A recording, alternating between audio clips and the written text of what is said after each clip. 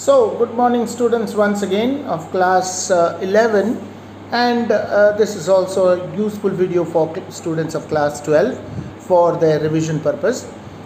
So, we continue once again with the second part of the same video, that is Fritz by Satyajit Ray. Now, we had completed the initial 3 pages of the text, and now let's move on from the page which is coming up on your screen now. Please observe that we are scrolling up to page 15, and here Jayanto is continuing with his discourse about some memory which is coming back to him now, but he is not very sure about what it is. He was only 6 years old when he lived in this place in Bundi, the circuit house, and now he is trying to recollect his old memories, and that is where he is saying, something had brought me near the tree. I had done something here. So Jayanto says something had brought him near this Devdar tree, and he had done something near this tree which he does not remember clearly. And then he says, a European. And then he stops. European? So Shankar, his friend, is asking him, European? No, I can't recall anything at all. Memory is a strange business. So he says, I cannot recollect what exactly it is because my memory is not really supporting me. They had a good cook in the circuit house. Later in the evening, while we sat at the oval dining table having dinner, Jayanto said, the cook they had in those days was called Dilawar. He had a scar on his left cheek and his eyes were always red. But he was an excellent cook. Now his eyes were always red probably because he drank, he was intoxicated, maybe he was given to consuming liquor. Whatever be the case, he says that he was an excellent cook. Jayanto's memories began returning one by one soon after dinner when we went back to the drawing room. We could, or rather he could, recall where his father used to sit and smoke a cheroot. What is a cheroot? It's a big cigar, okay, cylindrical in shape, and it's long, big. So his father used to smoke a cheroot, where his mother used to knit, and what magazines lay on the table. So he is now able to, this is what happens when you visit a place where you have been long time ago. You start recollecting many things pertaining or related to that particular place. And that is what is happening with Jayanto right now. So slowly, in bits and pieces, he recalled the whole business about his doll. It was not the usual kind of doll little girls play with. Now you must be surprised that we are dealing with 2 men, one of whom is Jayanto, and he says that he was 6 years old when he lived in Bundi with his parents and he had a doll. Now this was not a typical doll with which a girl plays. This was something special, something different. So one of Jayanto's uncles had brought for him from Switzerland a 12-inch long figure of an old man. Now the dolls which I have shown you in the video icon, or maybe in the first video, those are just to give you an idea about the kind of doll that he could have possibly had. But what exactly he had was an old man, figure of an old man dressed in traditional Swiss style. So if possible, I'll try to provide you with the picture of a Swiss doll of that of an old man if I come across it. Apparently, it was very lifelike. That means the finishing of the doll was really good, because of which it seemed almost real, as if it was a real human being. Something similar to the Barbie dolls which are made for the girls and which look very realistic, and well, this doll was also something like that. So although it was not mechanized, it was possible to bend and twist its limbs. Its face had a smile on it. Now what do you mean by mechanized? That is, it was not operated mechanically. That means you insert some batteries and you turn on a switch and then the doll moves by itself. Nothing like that. So it was not like that, but then you could move the arms and limbs of this doll. Its face had a smile on it, and on its head it wore a Swiss cap with a little yellow feather sticking out from it. Its clothes, especially in their little details, were perfect: belt, buttons, pockets, collars, socks. So as I told you, the manufacturers who had manufactured this doll, they believe in precision and they believe in maintaining minute details. The detailing of the doll was really, really good. It looked very realistic. So there were even little buckles on the shoes. So just as, that's why I've compared this doll with the Barbie dolls, because you have the whole wardrobe of Barbie. If you want to give her a dress change, you have that. So those accessories are also separately available. So in the same way, this doll too seemed to have very realistic shoes. Imagine a 12-inch doll is about this size, and then about this size. In that, if you are doing detailing with buckles on shoes, then it must be appreciated because it's really good craftsmanship. His uncle had returned from Europe shortly before Jayanto left for Bundi with his parents. The little old man had been bought in a village in Switzerland.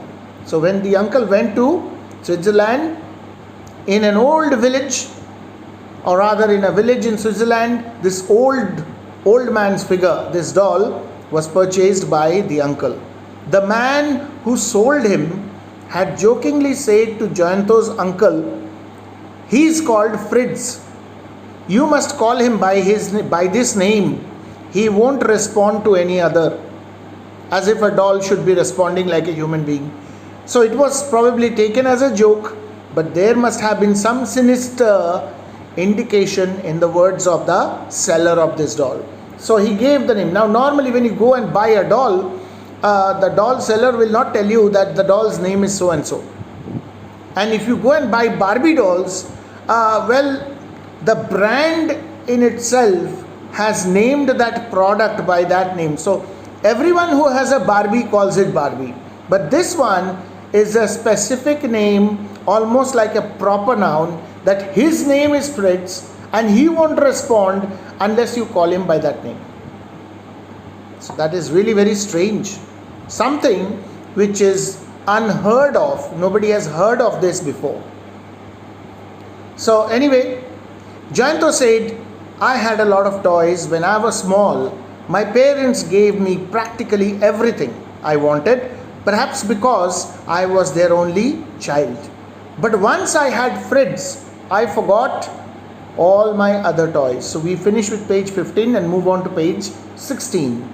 "I played only with him. A time came when I began to spend hours just talking to him." So little boy, 6 years old, he took a fancy for this particular toy, the doll, and he played only with Fritz.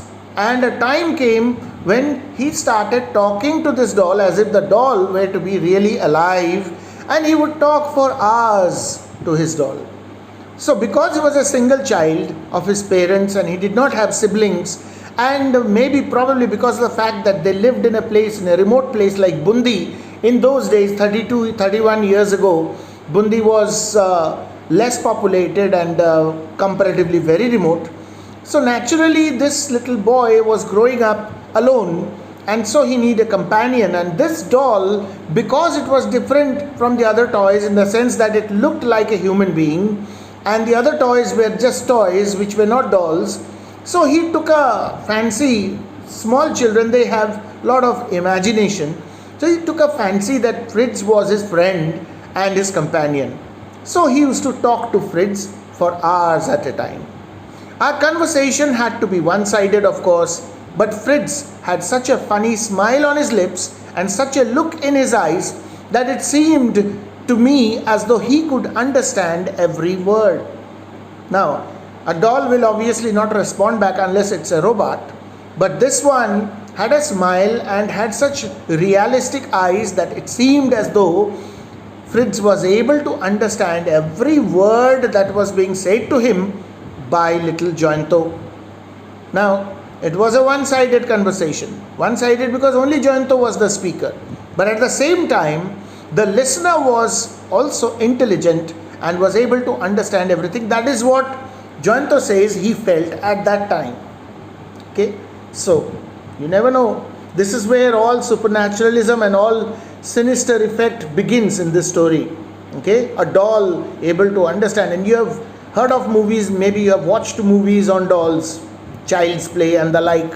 So you must be knowing already that sometimes such things, things which cannot be explained by science, cannot be explained by logic, can sometimes happen. Now, if you have seen it happening, you can say yes, it is true. But if you have seen it in the movies, that's just fiction. So believing or not believing is up to you. But then this doll, as far as Satyajit Ray is concerned, seemed to be intelligent and was able to understand whatever was being said to it. So sometimes I wondered if he could actually converse with me, if I could speak to him in German. Now in Switzerland, the language spoken is English and German, and mostly German. So he thought that if he knew German and if he could speak in German, perhaps this doll would respond to him. But because he was speaking in his own mother tongue, which was obviously Bengali, maybe this doll was not responding. So now it seems like a childish fantasy. Of course, now he's 37 years old when he's recollecting all these things, and he says that it seems like a childish imagination. Fantasy means imagination. But at that time, the whole thing was very real to me. My parents did warn me not to overdo things, but I listened to no one. I had not yet been put in a school. So 6 years old, in those olden times, children were generally 5, 6 or even 7 before they were put into the school.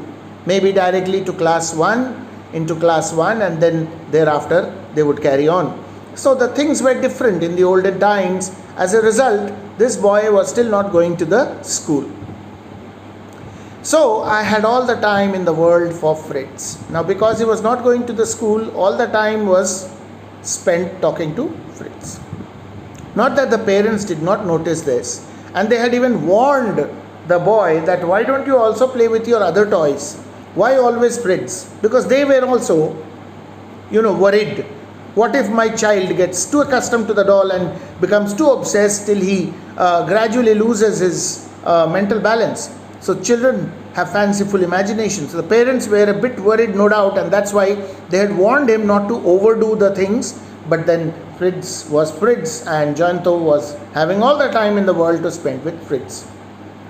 Jointo fell silent. I looked at my watch and realized it was 9:30 p.m. It was very quiet outside. Now 9:30 p.m. in a remote place like Bundi, maybe it's less populated even now. So it's quite possible that 9:30 p.m. Everybody finishes off dinner and then goes to bed. So it could be quite possible that the people of Bundi had already fallen asleep. And then second thing is that they are putting up in a circuit house. Now the circuit house must be away from the hustle and bustle of the rest of the town, in a particular area where there's a lot of you can say compound before it, and so it's separated from the crowd, and that's the reason why everything seemed to have become very quiet outside. So we were sitting in the drawing room of the circuit house. An oil lamp burned in the room. So maybe there was no electricity in the circuit house, and it was only an oil lamp. I asked, what happened to the doll? Jointo was still deep in thought. His answer to my question came so late that by that time I had started to think that he had not heard me at all. Actually, Jointo was thinking. And then he responds, I had brought it to Bundi, it was destroyed here. So the doll was given to him maybe in Kolkata where he belonged, and then his father got transferred to Bundi, so he had to come with his parents. He brought all his toys including Fritz, and then something happened which destroyed this particular doll. Destroyed? How? Says his friend. Jointo sighed. We were sitting out on the lawn having tea. I had kept the doll by my side on the grass. So this is a flashback. He goes back to how the doll had been destroyed, that incident, on that particular day. So we were sitting out on the lawn having tea. So it was tea time in the afternoon maybe, and he with his parents and also with Fritz, because he and Fritz were inseparable. It was his favorite toy. So he had kept the doll by his side on the grass. I was not really old enough to have tea, but I insisted, and in the process the cup tilted and some of the hot tea fell on my pants. I ran inside to change and came back to find that Fritz had disappeared. I looked around and found quite soon that a couple of stray dogs were having a nice tug of war with Fritz.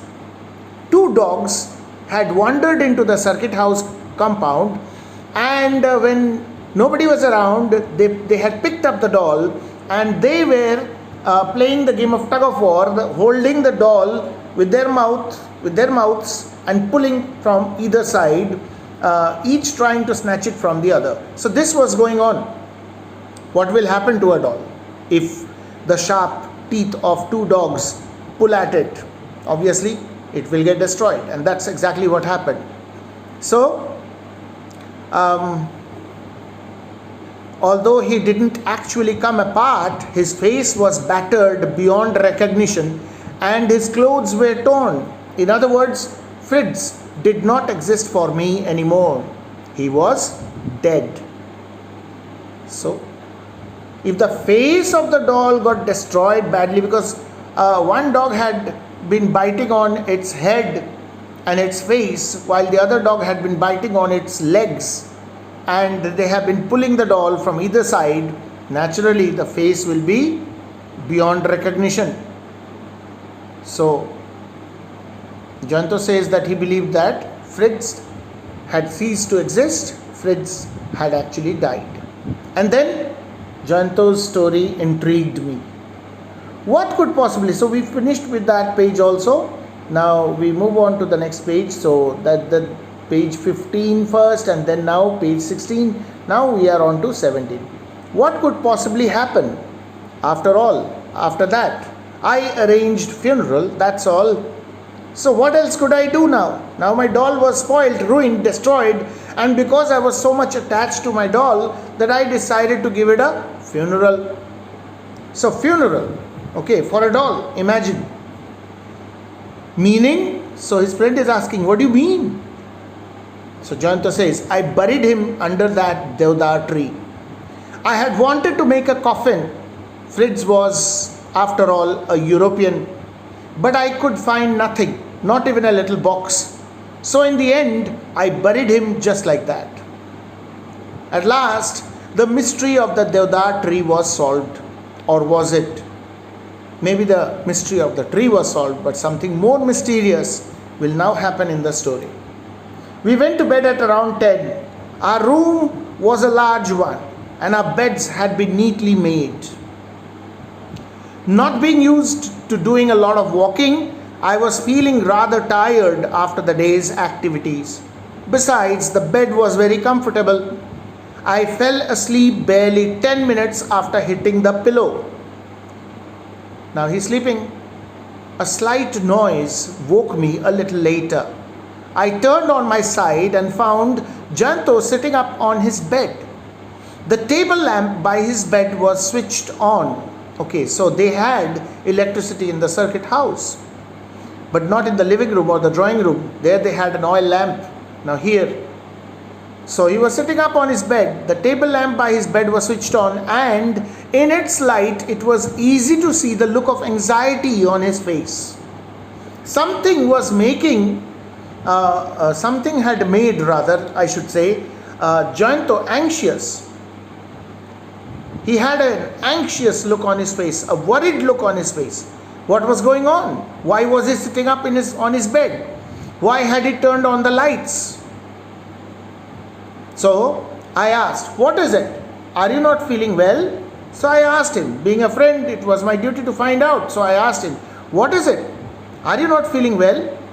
Instead of answering my question, Jayanto asked me one himself. So instead of answering my question, he asked me a question. And what was the question? This is the question. Do you think this circuit house has got small animals? I mean things like cats or mice? He's asking. See. Why? Because he must have heard something. Otherwise, why would he ask a question like that? I shouldn't be surprised if it does. Why? Something walked over my chest. That's what woke me. Rats and mice usually come in through drains, but I've never known them to climb on the bed. This is the second time I have woken up actually. The first time I had heard a shuffling noise near the window.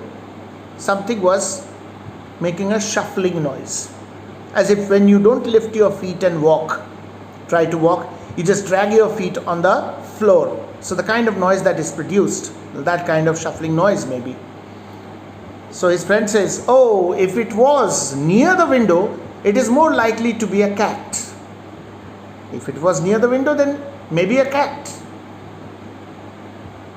Jayanto says, yes, but ... So we end here, page 17. Whether it was a cat or whether it was something else, we'll try to find out in our next video. Until then, thank you very much.